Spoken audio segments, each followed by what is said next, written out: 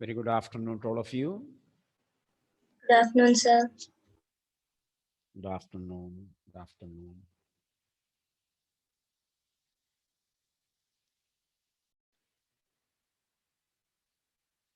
In the last class, we have seen that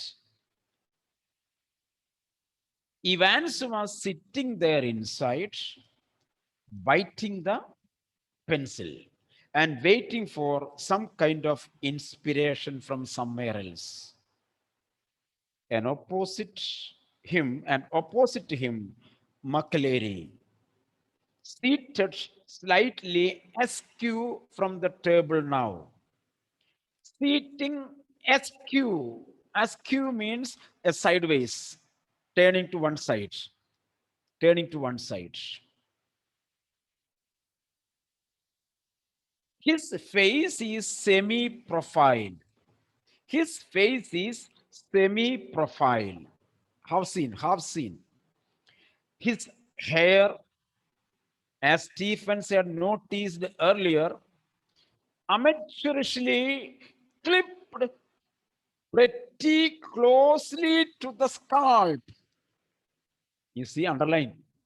It is seen that his hair, McCleary's hair, is prettily, tactily, nicely clipped to the scalp. Grishma, from this sentence, can you imagine something?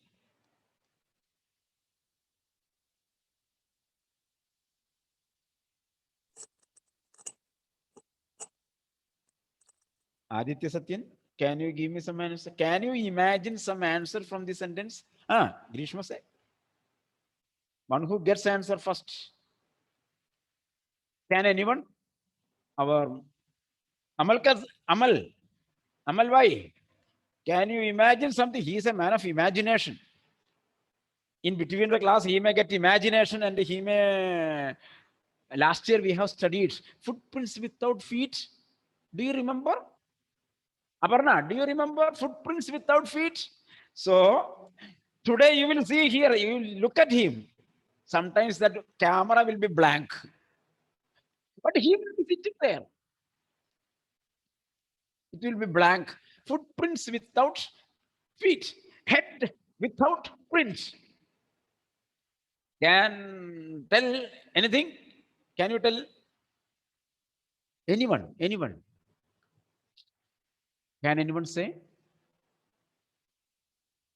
You see, McCleary had come over there and his hair is clipped very tactically, amateurishly to the scalp. That means he might be using a wig.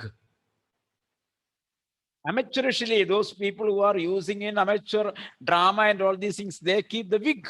So in this way, he might have, sometimes he might be a bald-headed man. So he may be using a wig. I don't know.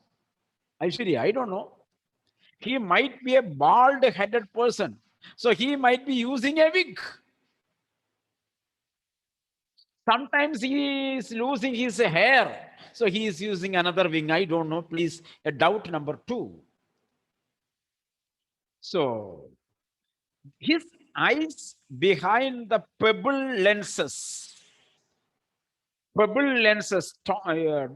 thick lenses, peering short-sightedly at the church times. His right index finger, you see, his right index finger, pointing finger. Where is it? Put beneath the narrow clerical collar like this. I told you the priest will have a white collar. So he kept his pointed finger inside and he was keeping like this. Sometimes some kind of insect might have gone inside. So he may be searching it like this. I don't know. I don't know. I don't know. Elvina, I don't know. But he is doing like that. Maybe irritation. Maybe allergy, maybe allergy. Meghna, maybe allergy, isn't it? Maybe for the first time he might have used it. So yes, suffocation may be there. Hmm? Clear now? Everything gives you some doubts. It is a fiction. Detective number one. Aditya, do you want to become a detective inspector? I think you are going for a forensic. Okay. At 10:50 a.m., 10:50 a.m., the receiver crackled to life again, ran, and the governor realized he had almost forgotten events for a few minutes. So when the bell rang, then only governor thought, oh, I forgot. Evans is writing the exam. Evans, please, sir. So he heard the sound, a whisper. Evans, please, sir, louder. Evans, would you mind if I put a blanket around me, around my shoulders? It is a bit parky in here, isn't it? Parky means it is a bit cold. So, in the phone, over the phone, the governor hears a conversation between Evans and McLeary. Evans was requesting for a blanket to cover. He feels cold. Examination hall. Pavitra, during the time of next year public examination, during the examination, Pavitra will tell the invigilator, ma'am, I feel cold. Can I get a blanket? Pavitra, can I get a blanket? Here, Evans is asking a blanket during the time of public exam, German O-level exam. Evans, there is one on me, on my bunk here. See, don't worry, you need not go outside. In the bunk, in the cell itself, I have a blanket. Can I use it? At 10:51 a.m. Sorry, McCleary says, be quick about it. Go, take it and cover it. The invigilator agreed.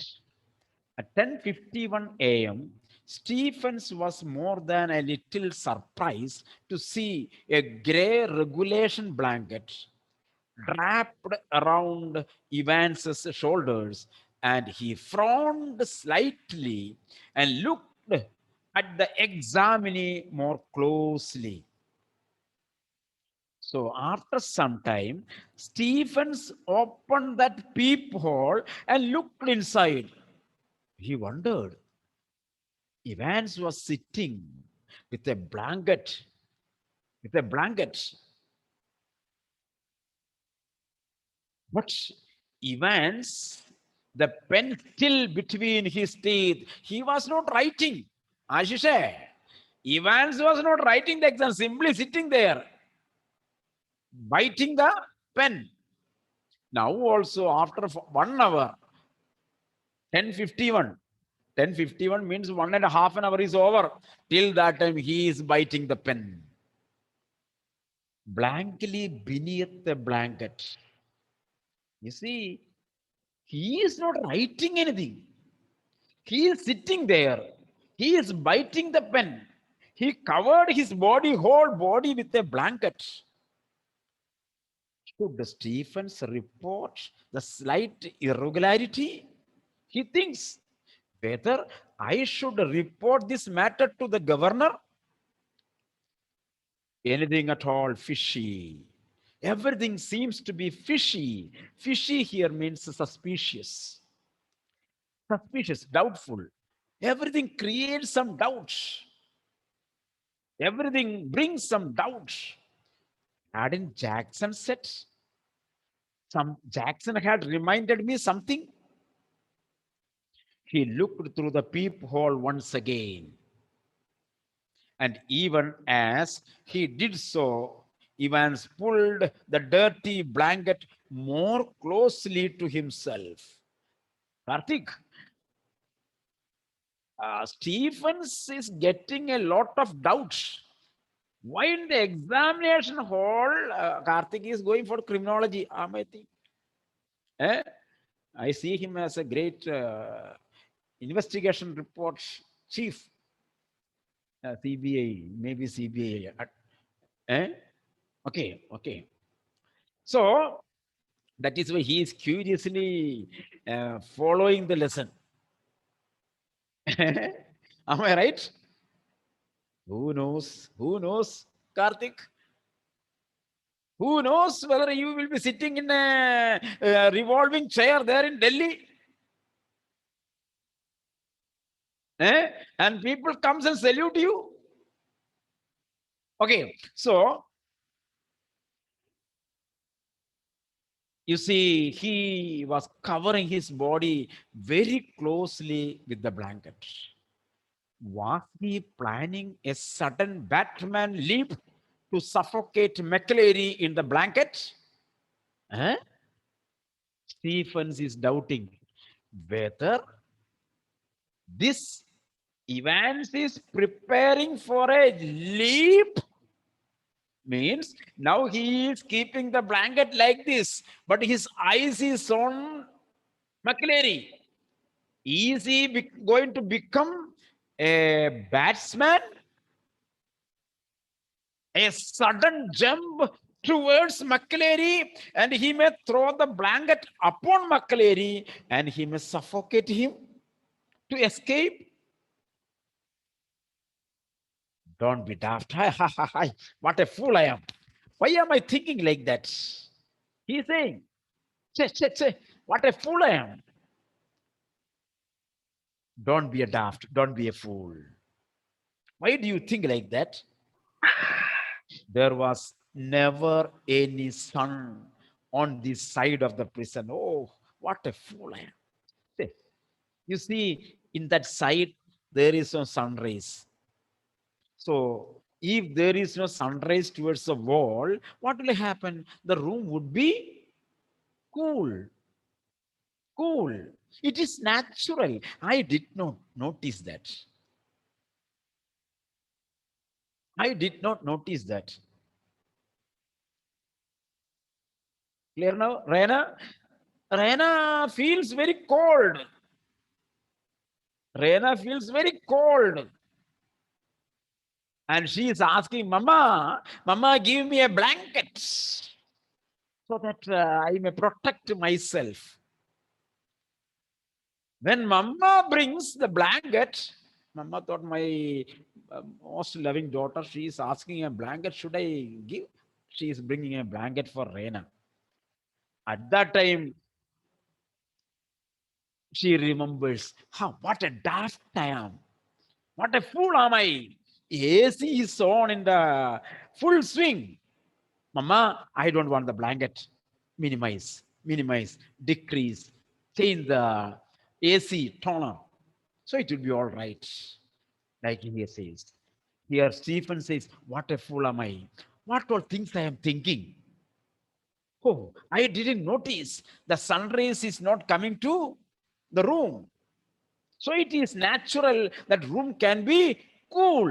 And it is natural people may feel cold and they may ask for a blanket. Am I? Am I right? Amal Kesaji? Am I right? In Chettikad area, there will be a lot of cool wind will be coming from the sea. So always Amal is feeling cold and he is under the blankets. Eh? Under the blankets. So somebody is going, I am going to write a book. The heading will be Under the Blankets. The name of the book, it will be Under the Blanket. Shall I do? Okay. So don't be daft. There was never any sun on this side of the prison. No heating either during the summer months, and it could get quite chilly in some of the cells. Stephen decided to revert to his earlier every minute observation, to revert, keep on, depend, keep on. So he thought, I will be checking the room at every minute.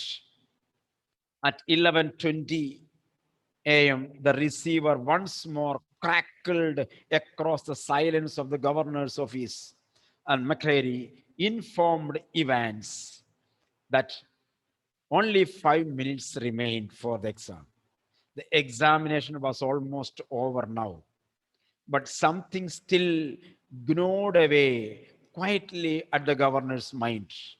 He reached for the phone once more. So exam was going on very smoothly, but at the last moment, governor had a second thought. So he took the phone.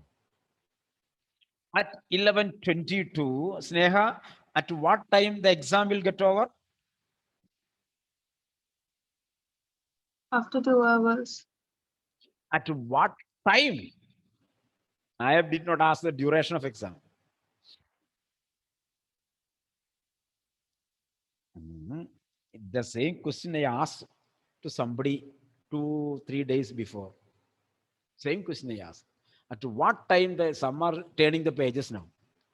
Eh? Aishwarya, did you get 11:40. 11:25? 11:25. The exam was supposed to start at 11:15, but exam was 10 minutes late, 11:25. So 2 hours time. So it should finish by 11:25. At 11:20 to this timing, since there are a number of MCQ questions in the public exam, all these kind of things can come. Time, name of the particular person, all these things. You should be very careful on these things. That is why you may feel it is a simple question, but I am asking in such a way that you should remember. At 11:20 a.m., the receiver once more crackled across the silence of the governor's office, and McCleary informed Evans that only 5 minutes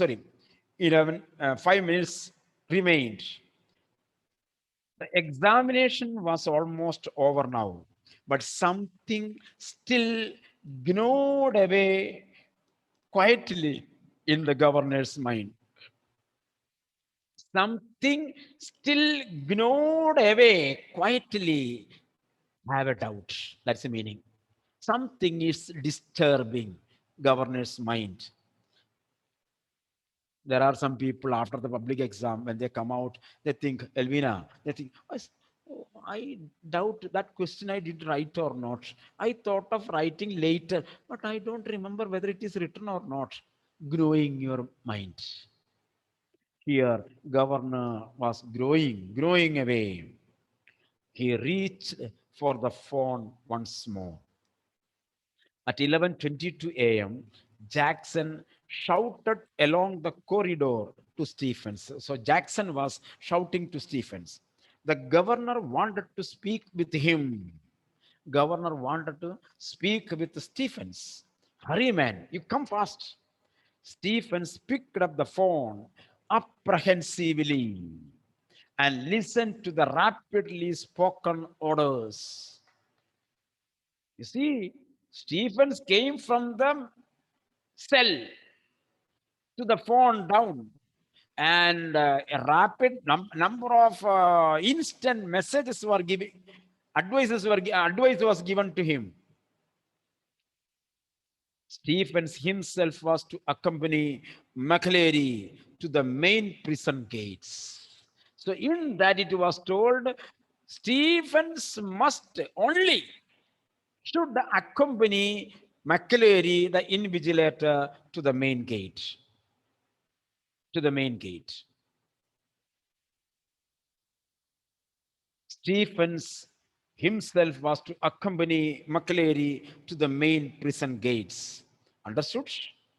Stephens personally was to make absolutely sure that the door was locked on Evans after McCleary had left the cell. Understood? Understood. At 11:25 a.m., the governor heard the final exchanges. McLary, stop writing, please. Silence. McLary, put your sheets in order and write the page number and see they are correctly numbered. Scrapping of chairs and tables after the examination, they were pushing and pulling the table and chairs. Events.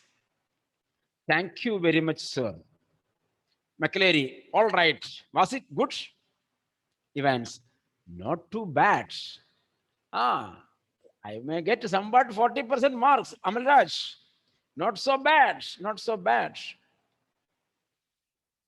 McLary, good. Mr. Stephens, the governor heard the door clang for the last time the examination was over.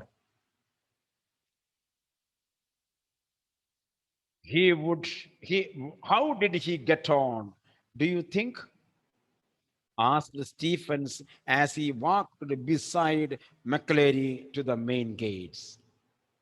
How did you do the exam? Stephens asked McLary, how was the exam for him? Oh, I can't think he is distinguished himself. I don't think that he is a distinguished student. I don't think that he is an excellent student.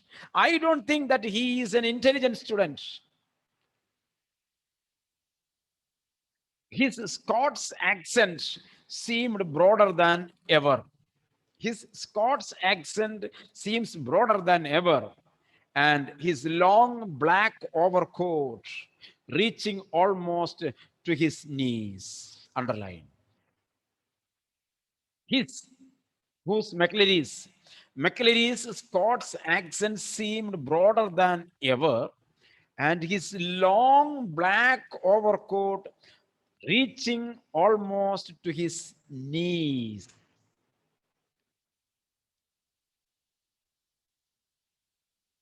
Underline.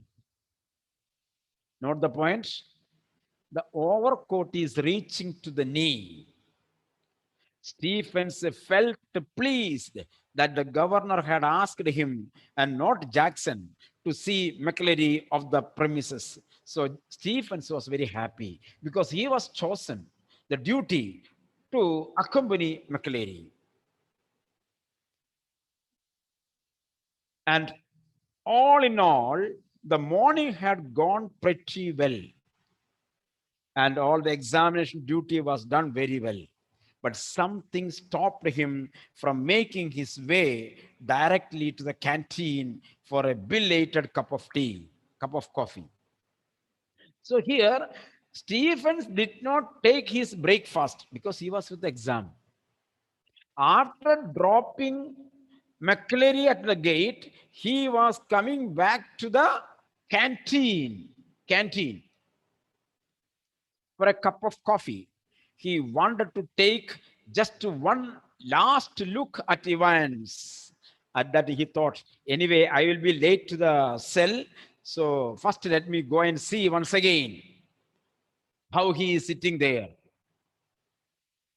It was like a program he had seen on TV about a woman who could never really convince herself that she had locked the front door when she had gone to bed.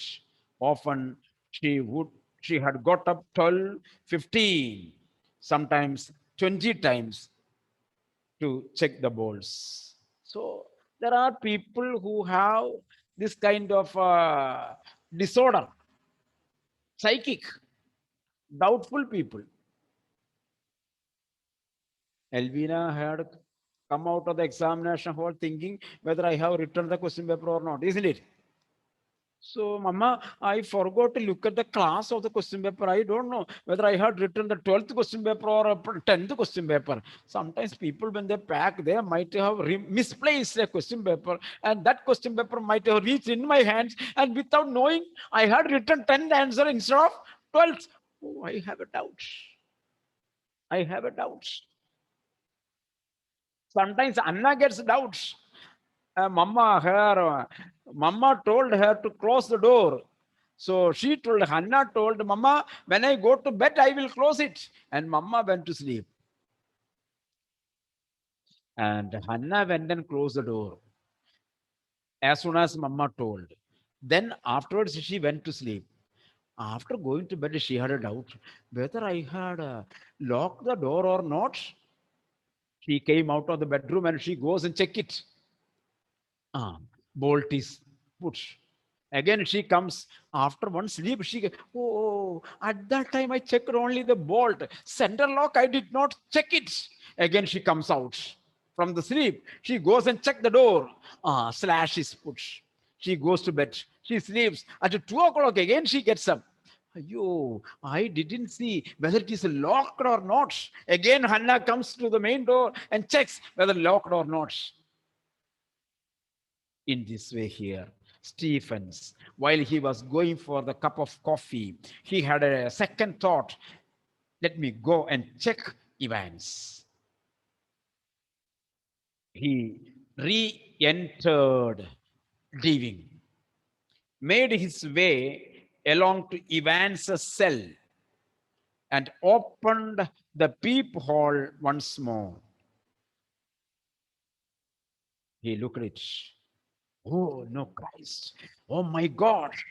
No, it should not be. Something horrible is there. Tomlin, something horrible happened there inside. Oh God, it should not happen. There, sprawled back in Evans's chair, was a man. For a semi-second, Stephens thought it must be Evans. On the chair, he saw a man, and it should be Evans, a gray regulation blanket slipping from his shoulders. The friend of his closely cropped, irregularly tufted hair, awash with the fierce red blood which had dripped already through the small black beard and was even now spreading horribly over the white clerical collar and down into the black clerical front. When Stephens looked at the person who is sitting on the chair, he could see the man has got a deep wound. From there, bleeding is happening, and the blood has come upon the collar from there to the court. Stephens shouted wildly for Jackson. Stephens called Jackson.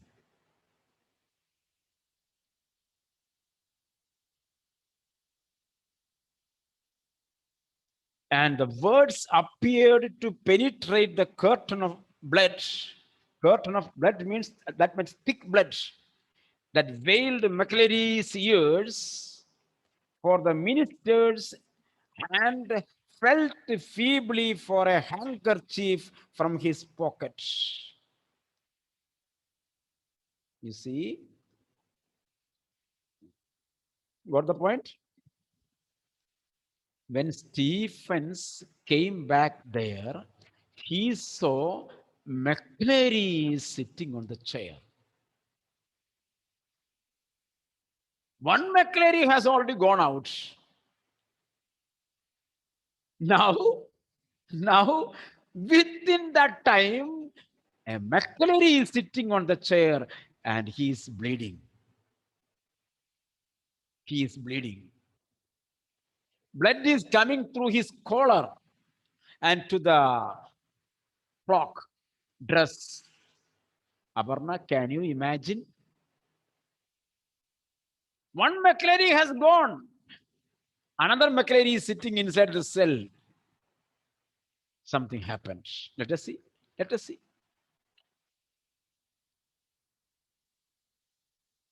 The blood seeping slowly through the white linen. He gave a long, long, low moan and tried to speak. When he saw Stephens, he moaned, Ah, ah, long morning sounds. And he tried to speak to Stephens. Oh, oh, so clear now.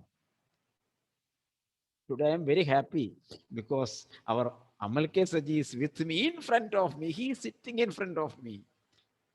Today he is not becoming footprints without feet, footprints without heads. Hey Meghana, don't you feel happy when all the people are here on the platform? Okay. Amal Saji, don't gape. Okay, okay. So now, but his voice trailed away. But his voice, Amal Raj says that I have never seen Amal Kesaji, isn't it? One day he asked me, Sir, who is this Amal Kesaji? He was asking me whether he has joined our school or not.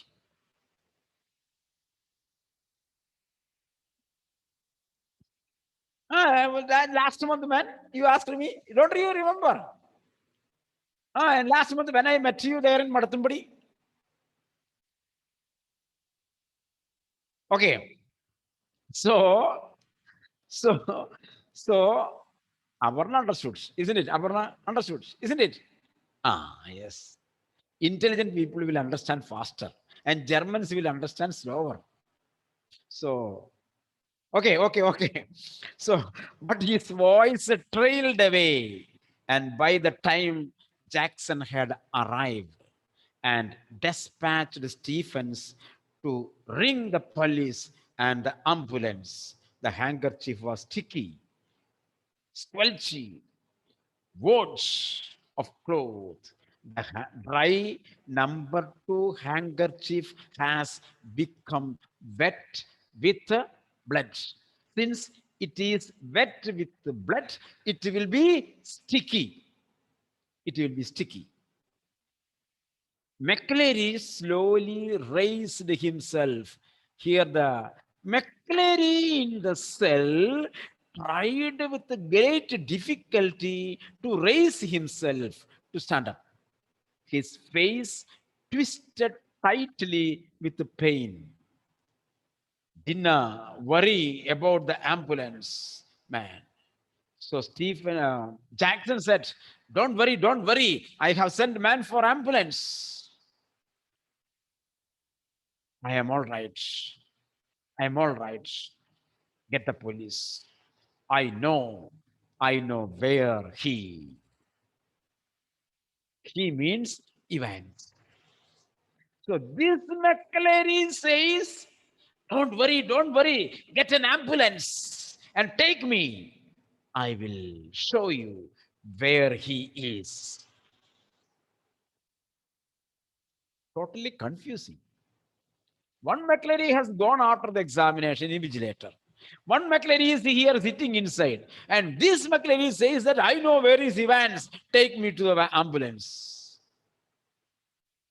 So where is Evans, Grishma? Where is our Evans?